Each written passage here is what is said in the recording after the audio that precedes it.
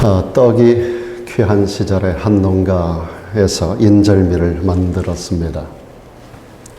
인절미를 만드는 그 집안의 며느리가 이것을 뚝 떼가지고 콩고물에 두루루 굴려가지고 자기 남편의 입에다가 한 입을 넣어줍니다. 남편이 이것을 맛있게 먹습니다. 또 시간이 지나고 나면 또 뚝 잘라가지고 콩고물에 두루루 말아가지고 또다시 입에 한 입을 넣어줍니다. 얼마나 맛있는 모습으로 먹고 있는지. 그런데 거기서 좀 떨어진 저쪽에 시아버님이 앉아서 그 모습을 바라보며 침을 꿀꺽꿀꺽 삼키고 차마 며느리에게 나도 한 입 달라고 말을 못하고 있습니다. 이 할아버지는 우리 교회 어느 집사님처럼 떡보로 유명한 그러한 할아버지인데 며느리가 통 주질 않는 거예요. 자, 그러다가 시어머님이 딱 들어오셨습니다. 들어오자마자 며느리에게 너 아버님에게도 좀 드렸냐? 하고 물어보니까 아버님은 다 만든 다음에 정성스럽게 잘 차려서 드려야지요. 그렇게 대답을 하는 거예요. 그 말을 듣고 썩 비켜라. 쓸데없는 소리 하지 말고. 그리고 떡을 잘라가지고 콩고물에 두루룩 말아가지고 자기 남편의 입에다가 한 입을 넣어줍니다. 그랬더니 이 아버지 너무 좋아가지고 이것을 맛있게 먹으면서 아들에게 이렇게 말하는 겁니다. 야 이놈아, 너만 색시 있냐? 나도 있다.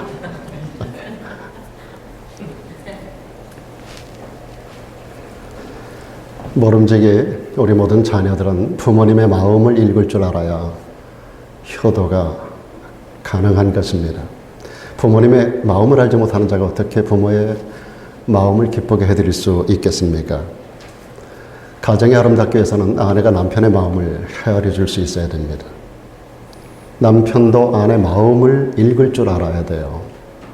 그럴 때 부부가 아름답게 조화를 이루고 복된 가정을 건설할 수 있다고 생각이 듭니다. 우리 모두는 예수 그리스도를 믿는 공동체입니다. 예수를 믿는 그 믿음으로 우리는 한 하나님의 자녀라고 일컬음을 받게 됩니다. 요한복음에서 성경은 분명히 말씀합니다. 영접하는 자, 곧 그 이름을 믿는 자들에게는 하나님의 자녀가 되는 권세를 주셨다고 그랬습니다. 제가 믿는 예수를 여러분도 믿고 있는 줄로 믿습니다. 우리 모두는 하나님의 자녀가 되는 권세를 얻었습니다. 그렇다면 우리는 우리 아버지, 우리 하나님의 마음을 읽을 줄 알아야 합니다. 하나님이 나에게 무엇을 원하시는지, 나를 향한 아버지 하나님의 마음이 어떤 마음인지, 나를 향한 아버지 마음, 그 하나님께서 나를 향하신 뜻을 어떤 뜻을 가지고 계신지, 이것을 우리가 읽을 줄 알 때 우리 아버지 하나님의 마음을 기쁘게 해드릴 수가 있는 것입니다. 하나님께서 우리에게 바라시는 하나님의 마음이 성경에 많이 나와 있습니다. 그중에 단적으로 명시된 부분이 데살로니가 전서 5장 17절과 18절인데 18절 한 절만 보면 이 계절에 부합하는 그러한 말씀입니다. 범사에 감사하라. 이는 그리스도 예수 안에서 너희를 향하신 하나님, 우리 아버지의 뜻이라고 분명히 말씀하고 있습니다. 항상 모든 일에 불평할 일도 많고 힘든 것도 많지만 그러나 모든 것에 감사하며 사는 것이라고 말하고 있습니다. 이 말씀은 모든 상황에 감사하라는 겁니다. 어떤 상황이 우리들에게 닥치더라도 감사할 줄 알아야 된다는 거예요. 우리는 좋은 일을 당할 때는 감사하는데 우리가 생각하는 나쁜 일을 만나면 감사를 잃어버리고 살지요. 우리는 건강할 때는 감사하다고 말하는데 병들면 감사가 떠나갈 때가 많습니다. 사업이 잘 될 때는 감사한다고 하는데 사업이 조금 어려움을 당하면 감사가 어느 순간 사라져버리는 그런 삶을 살아갈 때가 대단히 많습니다. 우리 인간의 마음이라는 것이 너무나 간사해서 조금만 좋으면 웃고 조금만 뭐 하면 시험 들고 조금만 안 좋으면 감사가 떠나가는 이런 업다운이 너무나 심한, 기복이 너무나 심한 그런 모습이 우리들의 본 모습입니다. 그래서 성경은 우리들의 이와 같은 모습을 좀 평정시키기를 원하는 거예요. 좋은 일을 만나든 안 좋은 일을 만나든 사업이 잘 되든 사업에 어려움이 있든 건강하든 몸이 병이 들던 우리들에게 말씀하는 것은 범사에 감사하라는 겁니다. 어떤 상황에도 감사하라고 말씀하고 있습니다. 이러한 성도의 삶의 태도가 바로 예수 그리스도 안에 있는 우리를 향하신 하나님의 뜻, 우리 아버지의 뜻을 이루어드리는 것인 줄로 믿습니다. 여러분, 성경에 나타나는 욥이라는 사람이 이것을 알았어요. 욥은 하나님 아버지의 마음을 알았던 사람입니다. 욥의 탁월한 영성 여러분 잘 아시잖아요. 그는 동방의 가장 큰 부자였습니다. 동방에서 가장 잘 나가는 사람이에요. 그런데 어느 날 하루아침에 그의 재산이 한순간 다 없어져 버리고 말아요. 어느 날 갑자기 7명의 아들 그리고 사랑하는 3명의 딸이 한순간에 죽음을 당하고 말아요. 그리고 그 온몸이 악창에 옷 하나 입을 수 없고 완전히 벗고 개화장 앞에 앉아서 온몸을 벅벅 긁을 수밖에 없는 상황에 이르게 되고, 그의 아내는 하나님 저주하고 죽어버려라, 그리고 그의 곁을 떠나버리고, 그리고 이전에 돈이 많고 잘 나갈 때 그렇게 좋았던 수많은 친구들, 찾아왔던 친구들은 다 떠나가버리고 말아요. 그리고 험한 친구들이 와서 속을 뒤집어 놓습니다. 내적으로 외적으로 환경적으로 육체적으로 모든 것에 완벽한 절망입니다. 그 상황 속에 여러분 욥이 뭐라고 한 줄 아세요? 주신 자도 여호와시고 내게서 가져가시는 분도 여호와 하나님이다. 내게 자식을 주신 분도 하나님이셨고 자식을 데려가신 분도 하나님이다. 내게 수없이 많은 재산을 주신 분도 하나님이고 이 모든 것을 가져가신 이도 하나님. 나에게 건강 주셨던 분도 하나님, 내게서 건강을 가져가신 분도 하나님. 그러면서 그는 이렇게 말합니다. 여호와의 이름이 오직 찬송을 받으실지로다. 나에게 주심도 나에게 가져가심도 오직 여호와 하나님이기에 나는 어떤 환경에도 바울이 말씀하는 대로 범사에 감사할 것밖에 없다고 하나님을 찬양하는 참 위대한 하나님의 사람. 이런 욥을 사탄이 하나님께 참소할 때 하나님은 사탄에게 자랑을 하셨습니다. 내 종 욥을 주의하여 보았느냐? 너는 내 종을 주의하여 보았느냐? 내 종을 보라. 욥을 한번 봐라.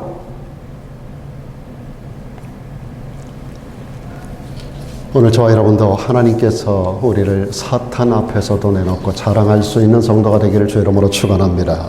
이렇게 범사에 감사하면 주님께서 기뻐하실 뿐만 아니라 우리의 삶에는 기적이 일어나게 되어 있습니다.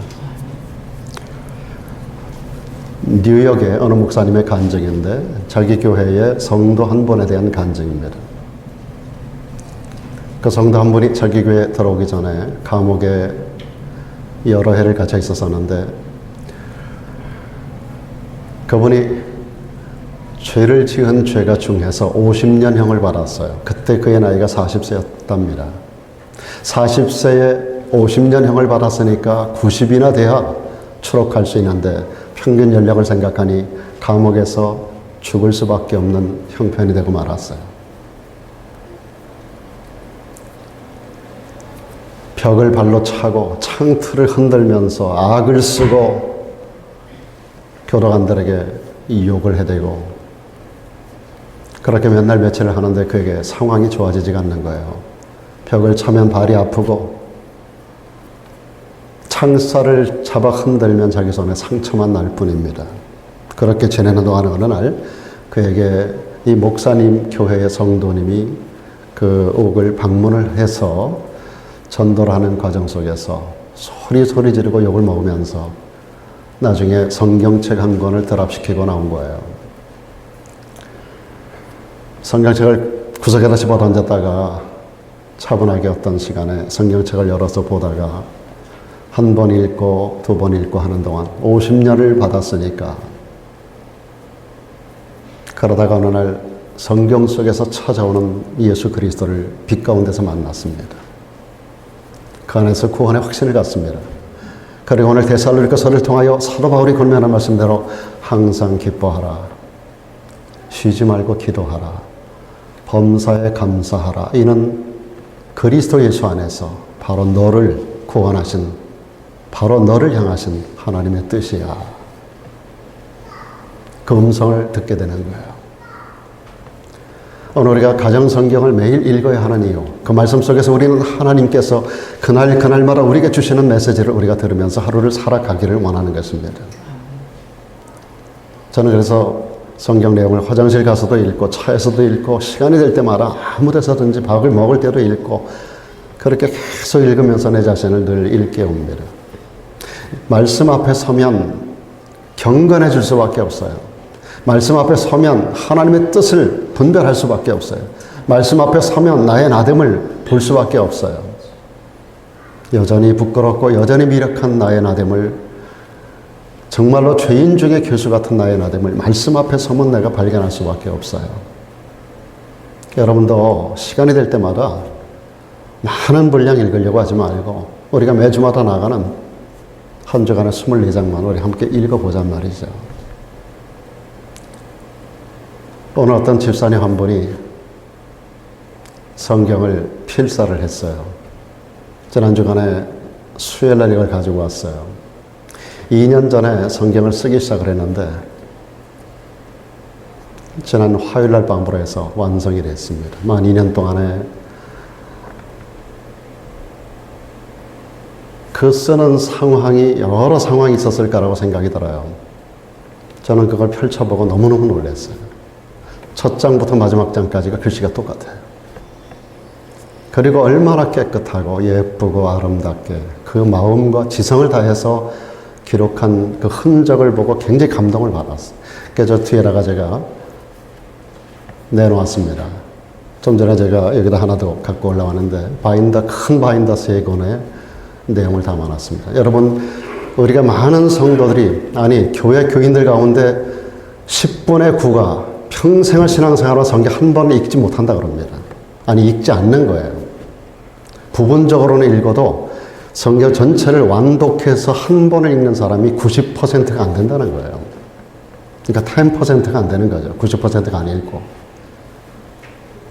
그런데 성경을 필사를 하는데 똑같은 글씨체로 처음부터 끝까지 그가 쓸 수 있는 가장 아름다운 글씨로 기록해 나간다는 거 쉬운 얘기가 아닙니다. 여러분, 하나님의 말씀을 우리가 존중히 여길 줄 아는 자, 말씀을 존중히 여기는 것은 여호와를 존중히 여기는 거예요. 성경은 우리에게 하나님께서 분명히 말씀합니다. 나를 존중히 여기는 자를 내가 존중히 여기고 나를 경멸히 여기는 자를 내가 경멸히 여기겠다라고 하나님 말씀하셨어요. 사랑하는 여러분, 오늘 이 죄수가 하나님 말씀을 존중히 여기고 말씀대로 살기로 작정을 하고 50년형을 구형받았지만 나머지 40여 년 동안에 감사하며 살기로 결정을 했습니다. 그가 하나님 앞에 이렇게 감사 기도를 드립니다. 하나님, 제가 이 감옥에 들어온 거 감사합니다. 제가 여기 들어오지 않았다면 하나님 말씀을 접할 수 없었을 것이고 하나님 말씀을 접하지 못했다면 영원히 나는 버림받는 지옥 형벌 받을 수밖에 없는 자이기에 여기 들어온 것을 감사합니다. 제가 지난주간에 소개했었던 설옥도의 많은 환우분들이 저에게 해줬던 말입니다.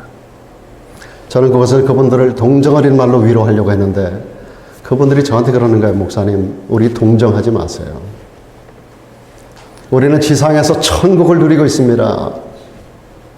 우리가 만일 설옥도에 들어오지 않았다면, 아니 설옥도 들어오기 전에 우리가 문둥병에 걸리지 않았다면 우리는 지금도 세상 가운데서 세상 연락에 취해서 예수님도 모르고 지옥의 자식이 될 뻔했는데 이곳에 와서 격리돼가지고 여기서 발버둥 치고 울고 하다가 여기서 어느 날 예수님을 만나고 천국을 누리고 천국 소망 살라. 세상에 잠깐의 삶은 육신적으로 어렵지만 천국의 소망 가지고 사는 이것이 우리에게는 가장 큰 축복입니다. 우리를 절대로 동정어린 눈으로 보지 마세요. 저는 그런 말씀들이 잊혀지지가 않고요. 제가 무슨 그분들에게 설교를 하고 은혜를 끼치러 갔다고 무슨 강사라고 저는 너무너무 부끄러웠어요. 너무 부끄러웠어요. 얼마 후에 이 죄수가 밖에 아내 소식을 들었는데 아내가 암이 걸렸다는 거예요. 그런데도 하나님 앞에 감사하기로 어금니를 물고 작정을 하고 하나님 감사합니다를 외쳤어요. 얼마 후에 딸에 대한 소식이 들어왔는데 딸이 정신 이상이 된 거예요. 너무 힘들고 고통스러웠지만 감사하기로 마음을 굳혔습니다. 그리고 시간이 가는데 얼마 후에 소식이 들려오는데 자기 아내의 기적같이 암 치유가 됐다는 소식이 들려왔습니다.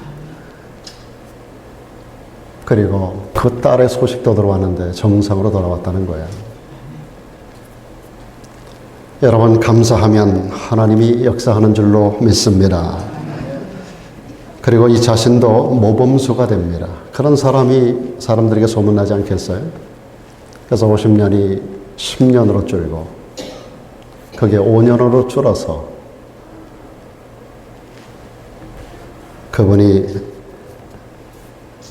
감형되어 출소가 되고 지금은 가족들과 더불어 행복하게 믿음 생활을 한다고 하는 것을 그분이 출석하는 교회 목사님을 통해서 간증을 듣습니다. 오늘날 하나님은 감사하는 사람을 찾아가십니다. 그리고 그분의 능력의 손, 축복의 손을 우리들에게 뻗어주십니다. 여러분, 불평하면 마귀가 역사합니다.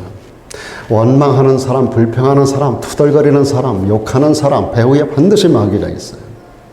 거짓말하는 사람, 배후에 반드시 마귀가 있어요. 제가 좌파를 싫어하는 이유, 그들은 입만 벌리면 거짓말을 해요. 그들 사상이 마귀 사상과 통해 있기 때문입니다. 참 여러분 봐도 너무너무 거짓말을 잘하지 않아요? 남에게 덮어주기 좋아하고. 저는 정치권을 바라볼 때마다 정말 밥맛이 떨어진다는 말밖에 할 말이 없어요. 너무 거짓말을 잘해요. 전 국민을 대상으로 해가지고. 불평하고 원망하고 욕하고 거짓말하면 마귀가 배후에 역사하고 마귀가 거짓의 아비거든요. 감사하면 마귀가 떠나갑니다. 성령이 역사하는 줄로 믿습니다. 불평하면 환경이 점점 어두워져요. 그런데 감사하면 어둠이 물러갑니다. 제가 간혹 쓰는 표현 중에 여러 교회를 다니며 수많은 성도를 봤다는 이야기입니다. 그렇습니다. 제가 40년 동안 목회해오는 가운데 참 여러 교회, 한국, 미국, 카나다를 섭렵하고 각 지역을 다니면서 제가 목회도 하고 많은 말씀을 전해보지 않았겠어요. 정말 많은 사람 봅니다. 교회마다 아주 특징적으로 일어나는 현상들도 제가 잘 알고 있고요. 어떤 군상들이 어떤 모습으로 어떻게 교회를 만들어가고 하는 것을 너무나 잘 압니다. 사랑하는 여러분, 오늘 우리가 감사와 불평이라는 두 단어 앞에서 여러분 추석의 개념이 감사절이라는 개념 아니에요? 미국의 추석이 바로 추수감사절 아니에요? 그래서 한국에서도 추석 껴가지고 추석이 들어있는 주간에 추수감사주의를 지키는 교회가 많이 늘어나고 있습니다. 미국 추수감사절을 따라가다가 한국 추수감사절하고 안 맞는 거예요. 그래서 한국의 추석이 추수감사절이거든요. 그래서 저는 이 추석 때가 되면 많은 것들이 생각나지만 미국의 땡스기빙 생각나는 거예요. 감사. 그래서 제가 오늘 첫 시간에 첫 번째 말씀을 전할 때 추석하면 떠오르는 단어가 감사라는 단어를 그래 말씀드리는 겁니다. 여러분, 우리 안에 모든 우리 가정에, 우리 속에, 우리의 삶에 원망하고 불평하고 미워하고 질투하고 하는 이 모든 것 다 몰아내는 이 아름다운 감사의 시즌이 되기를 주의 이름으로 축원합니다. 우리에게는 여전히 환경은 바뀌지 않았습니다. 2년 반 넘는 기간 동안에 팬데믹이 세상을 지배하고 있어요. 여전히 우리에게는 어려움이 있어요. 그리고 여전히 우리는 많이 부족합니다. 저는 다운타운을 다니면서 참 아픈 가슴을 가지고 다닐 때가 많아요. 그래도 둘러보면 감사할 거리가 또 참 많은 것을 발견합니다. 여러분, 시편 49편 20절에서 하나님의 사람 다윗이 이런 말을 해요. 우리 인간은 하나님이 존귀하게 만들었다는 거예요. 그런데 깨닫지 못하는 사람은 멸망하는 짐승 같다고 그랬습니다. 여러분, 한 사람 한 사람이 하나님이 얼마나 존귀하게 만드셨는지를 아셔야 됩니다. 우리 인간을 하나님께서 이렇게 귀하게 만들었어요. 더구나 우리 믿는 사람들은 하나님의 자녀들이 되었습니다. 존귀함에 하나님의 자녀의 권세를 더한 존재, 그보다 더 존귀한 자가 어디 있겠습니까? 그런데도 우리가 깨달음이 없다면, 오늘 이런 말씀을 들으면서도 깨달음이 없다면 우리는 멸망하는 짐승 같은 자가 되고 마는 것입니다. 너무나 많은 것이 감사하지만 무엇보다 감사한 것이 오늘 본문에서 선언되고 있습니다. 여러분, 이 세상에서 복받고 잘 사는 것, 그것도 감사한 일입니다. 그렇게 되기를 주의 이름으로 축원합니다. 여러분, 세상에서도 물질적으로나 환경적으로나 자손으로나 모든 범사에 있어서 잘 되기를 주님의 이름으로 축원합니다. 그런데 정말 감사한 것은 죄와 사망에서 우리가 구원을 받았다는 거예요. 그래서 하나님의 자녀가 되었다는 겁니다. 그래서 영원한 천국을 약속받고 있다라고 하는 것입니다. 여러분, 예수 안에 영생이 있음을 믿습니까? 그분은 하나님이고 그분은 영생 자체예요. 그분을 우리가 모셨다면 영생이 내 안에 들어와 있는 겁니다. 그분이 우리 안에 들어와 있다면 우리는 이미 구원받은 하나님의 사람이 되어 있는 거예요. 이것보다 더 큰 감사 제목이 어디 있겠어요? 오늘 본문에 이런 말씀이 있습니다. 주의 날이 도적같이 오리니, 주의 날이 도적같이 온다고 말하고 있습니다. 여기 주의 날은 주님의 재림의 날, 역사의 마지막 때를 말합니다. 심판의 날을 말합니다. 여러분, 주의 날이 도적같이 온다는 거예요. 여러분, 도적은 예고하고 오지 않습니다. 갑자기 들이닥치는 게 도적이에요. 노아의 홍수 때 갑자기 들이닥친 홍수로 말미암아 심판을 피한 자가 하나도 없었어요. 오직 방주 안에 탄 자 외에 한 사람도 구원받은 자가 없습니다. 예고된 심판이었지만 갑자기 들이닥친 심판입니다. 마지막 때는 우리 하나님께서 창세기를 계속 읽어보시면 9장에 내가 다시 물론은 심판하지 않겠다라고 말씀하시네요. 그 말씀은 불심판이 마지막 때 예고되고 있는 겁니다. 불심판이 예고되어 있어요. 오늘 본문이 그걸 이야기하고 있습니다. 사랑하는 여러분, 마지막 불의 심판 때도 피할 자가 없는 줄로 믿기를 바랍니다. 여러분, 물심판 때 방주 안에 있는 자만이 구원을 받았던 것처럼 우리의 구원의 방주 대신 예수 그리스도 안에 있는 자만이, and Christos in Christ, 그리스도 안에 있는 자들만이 우리는 구원을 약속받고 있는 것을 믿습니다. 세상 가운데도 여러분, 홍수가 예고된 가운데 있었지만 급작스럽게 임한 것처럼 성경은 마지막 불심판도 예고하고 있는데 어느 날 도적같이 온다는 거예요. 분명히 예고하고 있지만 아무도 모르는 그때 주님이 오신다는 겁니다. 피할 수 있는 자가 없다는 거예요. 대통령도 피할 수 없습니다. 군인들도 피할 수 없습니다. 재벌도 안 되고요. 운동선수도 피할 수 있는 사람이 아무도 없습니다. 그런데 노아의 때 물의 심판은 지구적인 심판입니다. 지구 천만이 하나님의 심판 대상이었지만 마지막 때 주님 재림 때 불심판은 우주적인 심판입니다. 여러분 눈에 보이는 모든 우주 삼라만상 전체가 하나님의 심판대 앞에 서게 되는 것입니다. 오늘 보면 10절에 이런 말씀이 있습니다. 계속되는 말씀. 그날에는 하늘이 큰 소리로 떠나간다 그랬습니다. 여기 큰 소리라고 하는 것이 헬라어로 보니까 큰 불꽃이 튀는 소리, 큰 물이 흐르는 소리 같은 그러한 무서운 소리를 말하는 단어를 사용합니다. 여러분, 우리 눈에 보이는 이 하늘은 주께서 영광 중에 재림하실 때 감히 그 앞에 머물러 설 수 없어서 어떻게 해요? 떠나간다 그랬어요. 큰 소리를 지르며 떠나간다 그랬습니다. 하늘이, 원어에 보면 하늘이 단수로 기록되고 있지 않아요. 단수가 아니라 하늘들이 떠나간다. 킹제임스 성경 보니까 heavens라고 나와요. 여러분, 하늘이 우리가 보는 한 단수로서 하늘만 있는 게 아니에요. 첫째 하늘이 있고 둘째 하늘이 있고 셋째 하늘이 있어요. 이 모든 우주 만물 전체를 말하는데 이 하늘 우주 만물 전체가 큰 소리를 내고 떠나간다는 거예요. 그뿐만 아니라 그날의 체질이 뜨거운 불에 풀어진다 그랬습니다.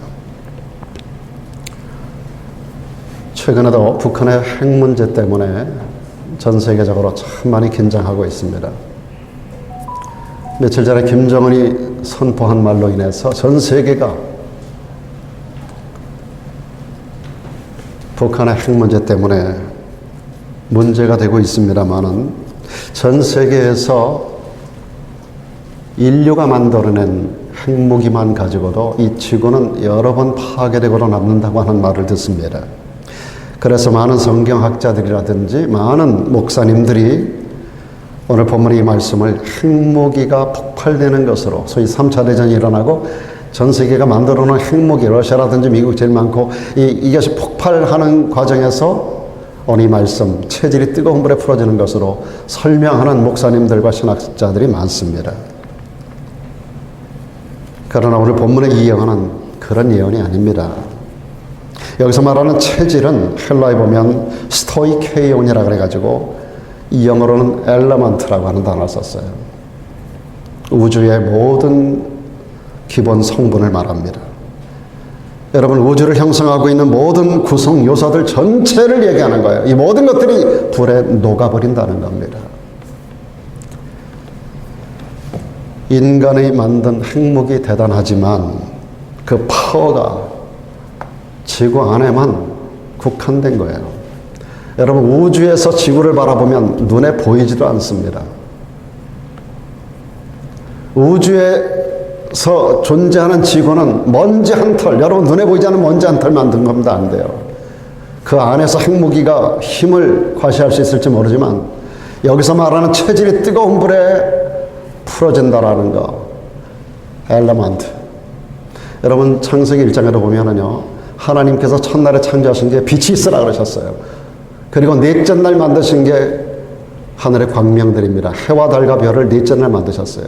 그러면 첫째 날의 빛이 뭔가? 넷째 날의 빛을 만들었는데 첫째 날에 말하는 빛이 뭔가? 넷째 날에 하나님께서 해, 달, 별을 만들어요. 해로 낮을 주관하게 하고 달과 별로 밤을 주관하게 하시는 그런 사건이 나와요. 첫째 날의 빛과 넷째 날의 빛은 다른 거예요. 첫째 날에 보는 이 소위 말하는 엘레먼트 전체를 얘기하는 거예요. 우주 전체가 존재할 수 있는 그 에너지원을 이야기하는 거예요. 에너지. 이 모든 것들을 하나님께서 불에 태워버리겠다라고 말씀하셨어요. 계속해서 말씀합니다. 그날에 땅과 그 중에 있는 모든 일이 드러나리라 그랬습니다. 킹제임스 성경을 보니까 땅과 그 안에 있는 일들도 불태워진다 이렇게 기록하고 있습니다. 드러난다는 것이 땅 속에 있는 게 나온다든지 물 속에 있는 게 드러난다는 게 아니라 태워서 없어진다는 겁니다. 뭘 얘기하는 겁니까? 땅과 이것은 하나님께서 이 땅에 만들어 놓으신 모든 피조물들이고 그 안에 있는 것들은 인간이 만들어낸 인간의 문명, 인간의 모든 일들, 인간의 모든 한 일들, 인간이 만들어낸 모든 것, 하나님이 만드신 것과 인간이 만든 이 모든 것을 전부 다 어떻게 해요? 불태워버린다라고 말씀하셨어요. 주님의 재림은 매우 두렵게 장엄하게 임하게 된다는 표현입니다. 땅과 거기 거하는 사람들과 그들이 만들어낸 인류 모든 문명이 소위 자연적인 것들과 인공적인 것 모두가 다 파괴될 것이라고 하는 겁니다. 그뿐만이 아니라 모든 사람이 추구하는 인간의 가치, 인간의 사상, 사람들이 행복이라고 말하는 모든 것까지 전부 불태워 없어진다는 겁니다. 그날에 하나님 만드신 모든 피조물과 인간이 만든 모든 것이 다 불에 태워져 없어지는 겁니다. 이게 인간이 만든 핵무기 정도이겠습니까? 핵무기가 달을 태울 수 있나요? 달 하나까지도? 모든 우주 만물을 하나님께서 태우겠다는 겁니다. 그날을 일컬어서 요엘 선지자와 말라기 선지자는 크고 두려운 날이라고 말씀하고 있습니다. 여러분, 예수께서 2000년 전 이 땅에 오셨습니다. 오신 거 믿으십니까? 그분이 오셔서 구원자가 되셨어요. 초림의 예수님은 구원을 위해서 이 땅에 오셨어요. 그러나 다시 오실 그날에 다시 오실 예수 그리스도는 심판자로 이 땅에 오신다고 말씀하십니다. 그러므로 여러분, 이 멸망의 날이 되지 않도록, 그날의 멸망의 날이 되지 않도록 우리는 오늘 깨어서 등불 준비하는 자가 될 줄로 믿습니다. 그런데 여러분, 다시 오실 예수님은 심판자로 오시는데요. 여러분, 이것을 믿거나 안 믿거나 여러분의 선택입니다. 저는 예수님이 다시 오심을 분명히 믿습니다. 여러분, 믿든지 안 믿든지 이것은 여러분의 선택이에요. 중요한 것은 그 결과는 내가 책임을 져야 하는데 그 결과는 여러분의 영혼을 좌우합니다. 100년 정도가 아닙니다. 그 결과는 여러분의 영혼을 결정하는 겁니다. 그날이 우리에게 멸망의 날이 되지 않기를 주의 이름으로 축복합니다. 그런데 하늘이 타고 체질이 타버리는 불의 심판만 있는 게 아닙니다. 그 후에 더 무서운 게 있어요. 지옥불의 심판입니다. 여러분이 눈에 보이는 삼라만상이 다 태워져 없어지는 순간에 한순간 죽으면 끝나지 뭐, 그게 끝이 아니라는 거예요. 그 이후가 더 무섭습니다. 꺼지지 아니하는 지옥의 유황불 심판이 우리를 기다리고 있다는 사실이에요. 지옥불의 심판은 참 무서운 겁니다. 순간으로 끝나는 게 아니라 영원히 지속되는 겁니다. 여러분, 유감스럽게도 이것은 사실입니다. 믿으시기를 바랍니다. 그래서 예수님은 우리에게 소망의 빛을 던지셨어요. 주님이 땅에 오셔서 요한복음 5장 24절에서 이렇게 말씀합니다. 내가 진실로 너희에게 이르노니. 여러분, 사복음서를 볼 때 예수께서 하신 말씀 중에 내가 진실로라고 말씀하신 것은 죽고 사는 문제와 영혼의 문제가 결정된 말씀이에요. 내가 진실로 여러분 텐션 하셔야 돼요. 그 뒤에 뭐가 나오는지 내 말을 듣고 또 나 보내신 아버지 하나님을 믿는 사람, 그런 사람에게 영생이 주어졌다는 거예요. 여러분, 예수를 믿는다는 것은 주님을 영접한 것인 줄로 믿습니다. 요한복음 1장에서 분명히 주님 말씀합니다. 여러분, 예수님을 영접하는 것이 하나님의 자녀가 되는 권세를 얻는 거예요. 예수님을 우리가 영접하면 그분의 영생이 내 안에 들어오는 거예요. 그래서 영생을 이미 얻은 거예요. 심판에 이르지 않습니다. 사망에서 생명으로 이미 옮겨져 있는 줄로 믿으시길 바랍니다. 이 말씀을 여러분이 정말 믿으시고 확신하기를 축복합니다. 이것이 이 감사의 계절에 가져야 할 가장 큰 감사의 제목입니다. 여러분, 십자가상의 한 강도가 예수님을 영접하는 순간에 구원을 받고 천국 갔어요. 구원받고 천국 가는 것은 많은 어떤 우리의 노력이나 공로가 필요한 게 아닙니다. 예수 믿고 구원받고 천국 가는 것은 한순간에 이루어지는 거예요.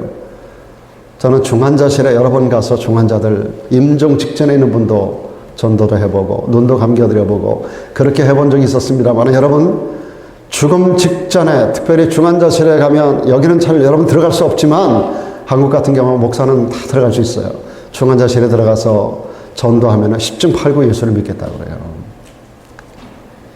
여러분, 이왕이면 인생의 끝나는 순간이 아니라 보다 젊고 건강하실 때 주님을 영접하고 주의 뜻 안에서 하늘나라를 아름답게 여러분들이 준비하는 성도가 되기를 주의 이름으로 축복합니다. 이 남겨진 육신의 때를, 영혼의 때를 잘 준비하는 기간으로 여러분 활용하셔야 됩니다. 여러분, 인생을 무작정 소비하지 말고 거룩한 소비의 현장에 여러분 인생을 들이셔야 됩니다. 우리 남은 날을 기수하는 지혜를 여러분 모세처럼 배우면서 나의 남은 날이 얼마나 되는가를 계수하면서 여러분, 사람 미워하고 사람 원망하고 질투하고 저주하고, 지금 우리가 그럴 시간이 없어요. 여러분, 이 주간에도 어떤 집사님 그런 얘기 하셨어요. 사랑하고 살아도 참 인생이 너무 짧은데, 사랑하고 살아도 너무 짧은 인생인데, 그런 얘기를 하시는 걸 제가 언뜻 스치는 얘기를 들었어요. 여러분 그렇습니다. 여러분 사랑하고 살아도 우리 인생은 너무 짧은 날밖에 없습니다. 이왕이면 우리가 격려하고 세우고 사랑하고 축복하면서 우리 남은 날 얼마 안 남았잖아요.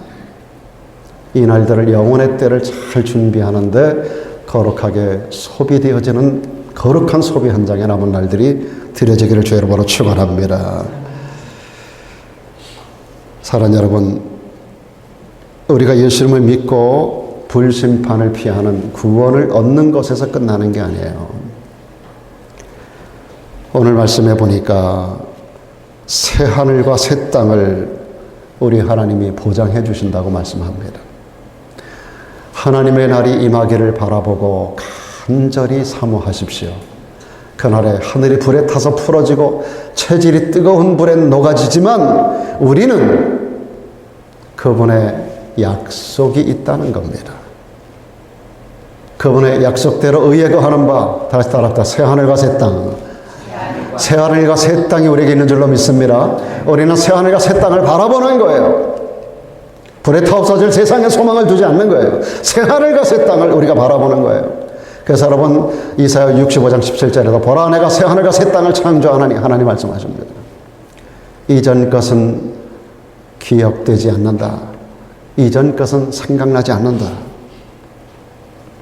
새 하늘과 새 땅이 너무 좋아서 이전 것은 다 잃어버린다는 겁니다. 언젠가 한번 말씀드렸죠. 어린 여자아이들이 구리반지 끼고 자랑합니다. 요거 아빠가 사줬다, 엄마가 사줬다.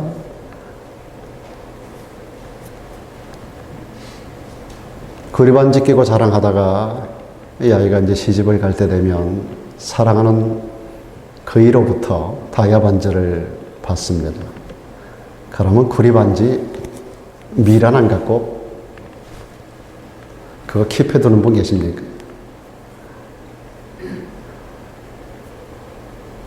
다이아 반지를 사랑하는 그이로부터 받았는데 여전히 9살 때 아빠로부터 선물 받은 구리반지 끼고 자랑하는 애 아는데 없어요. 다 던져버리는 거예요. 여러분 새 하늘과 새 땅, 이 아름다운 것이 우리에게 주어지는 그날에 여러분 이전 것, 우리가 세상에서 추구했던 가치, 아름답다고 생각했던 것, 이 모든 것들은 기억되지도 않고 마음에 생각나지도 않게 되는 것입니다. 실로 그 새 하늘과 새 땅의 소망은 엄청난 줄로 믿습니다. 여러분 사람이 꿈이 없으면 쓰레기 인생을 살게 됩니다. 꿈 없는 사람은 짐승 같은 삶을 살게 되어 있어요. 하루하루 막 살게 되어 있어요. 현실에 안주하다가 그냥 그렇게 아무렇게나 사는 거예요. 여러분 오늘 삶이 어려워도 꿈과 비전을 간직한 여러분 되기를 주의 이름으로 축복합니다. 그런데 이상하게도 이 세상의 꿈은 올라가고 나면, 성취하고 나면, 소유하고 나면 허무한 것을 느끼는 것이 왜입니까? 대통령이 돼도 별 수 없고요. 강요의 임명을 해도 별 수 없고요. 저는 대통령들을 볼 때마다 늘 측은한 마음이 들어요. 참 바이든 대통령 안 됐다. 윤 대통령 참 안 됐다. 그 생각이 늘 들어요. 여러분 그런 분들이 부럽습니까? 저는 절대로 부럽지 않습니다. 그러므로 이 세상의 소망이라는 것은 아무것도 아닌 거예요. 그러나 새 하늘과 새 땅은 다릅니다. 그것은 의와 행복이 영원토록 보장되는 것인 줄로 믿습니다. 여러분, 중국에 이런 재미있는 이야기가 있어요. 염라대왕이 사자들을 보내서 사람들을 잡아오도록 합니다. 그 사람들을 보내가지고 세상에서 사람들을 데리고 가는데 염라대왕이 쭉 이렇게 놓고 장부하고 사람들을 대조하는데 이상한 걸 발견했다고 그래요. 세 사람이 이상하게 아직 올 때가 안 되는데 온 거예요. 그걸 발견하고 나서 그 세 사람을 따로 불러놓고 여보게들 미안하이. 내 사자들이 실수해서 자네들을 아직 더 살아야 되는데 데려왔어. 아직 올 때가 안 됐으니까 세상 가서 좀 더 살다 오게. 그런데 이게 왔다 가는 게 너무 힘들고 고통스러웠을 테니까 내가 하나씩 소원을 들어주겠네. 소원을 말해보게. 그랬더니 첫 번째 사람이 그러더래요. 저는 세상에서 너무너무 가난하게 살아서 제가 돈을 좀 많이 벌었으면 좋겠습니다. 그랬더니 돈을 한 꼬러미 싸가지고 보내줬답니다. 둘째 사람이 너는 소원이 뭐냐? 그랬더니 돈은 권력을 따라다니는 것을 봤는데 저는 돈도 필요 없고 권력을 주세요. 권력. 그러면 권력에 따라붙는 돈은 따라오는 거니까.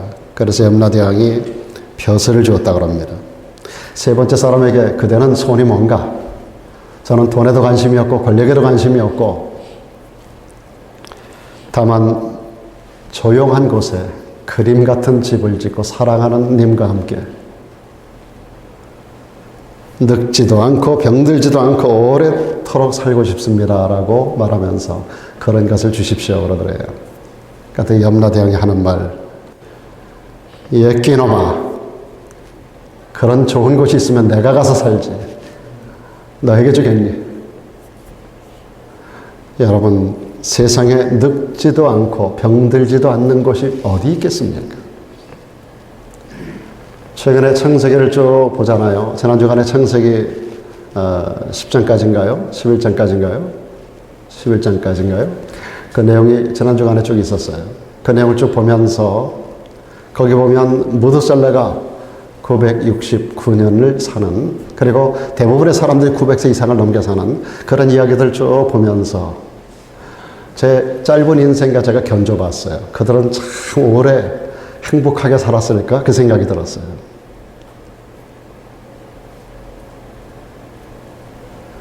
죄 가운데 사는 인간의 삶이 오래 살면 뭐 하겠습니까? 다 그것이 수고하고 무거운 짐을 지고 살아가는 거 아닐까요?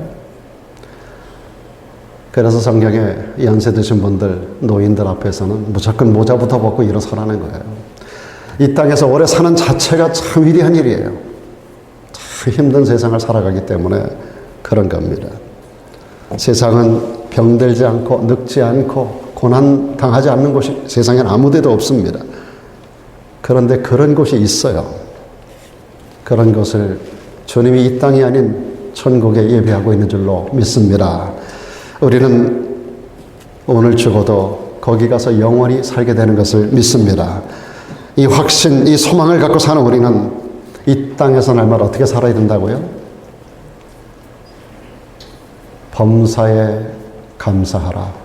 이는 그리스도 예수 안에서, 이는 그리스도 예수 우리 주 안에서 우리를 향하신, 너희를 향하신 하나님의 뜻이라고 성경은 말씀합니다. 욥에 대한 이야기 조금 하고 말씀을 마치겠습니다. 저는 욥기를 얼마 전에 읽다가 참 감격하고 그리고 흥분한 적이 있습니다. 욥이 얼마나 큰 고난을 당합니까? 그런 가운데서 그는 이렇게 고백을 합니다. 제가 앞에서도 욥에 대한 얘기를 했습니다마는 욥의 이야기를 마지막으로 말씀드리려고 합니다. 그는 이렇게 이야기합니다. 사람이 무엇이간데 주께서 크게 여기사 그에게 마음을 두시고 아침마다 권징하시며, 이 권징은 권선징악을 얘기합니다. 분초마다 시험하시나이까. 주께서 내게서 눈을 돌이키지 아니하시며 나의 침 삼킬 동안도, 침 꿀꺽 삼킬 동안도 나를 놓지 아니하시기를 어느 때까지 하시리까. 이 말씀이 제 눈을 사로잡더라고요. 제가 이 말씀을 묵상하는데 성령께서 제 마음에 이런 감동을 주셨어요. 그래서 제 나름대로 이것을 좀 이렇게 각색을 해서 써봤습니다. 내가 무엇이간데 주께서 나를 크게 여기사 주의 마음을 나에게 두시고 아침마다 나를 권징하시고 분분 초초마다 나를 살피시나이다. 내가 도대체 무엇이간데 침 삼킬 그 잠깐 동안도, 그만큼의 틈도 나를 버려두지 아니하시고 붙들고 계시나이다 라고 하는 은혜의 말씀입니다. 이게 어찌 저에게만 적용되는 말씀이겠습니까? 여러분 모두에게로 적용되는 말씀인 줄로 믿습니다. 여러분 이 말씀을 한번 같이 읽어볼까요? 같이 시작. 하나님 제가 무엇이간데, 다시 시작. 하나님 제가 무엇이간데 주께서 나를 크게 여기사 내게 마음을 두시고 아침마다 권징하시며 분분 초초마다 나를 살피시나이까. 할렐루야. 매 초마다 우리를 떠나지 아니하시고 살피시는 그 하나님, 이것은 그대로 사실입니다.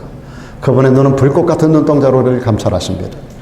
그러므로 우리는 망할 수가 없고 교회 공동체는 절대로 망하지 않습니다. 우리는 하나님의 기업이기 때문에 그렇습니다. 한번 저를 한번 따라해 볼까요? 나는 하나님의 기업이다. 우리 교회는 하나님의 기업이다. 그러므로 결코 망할 수 없다.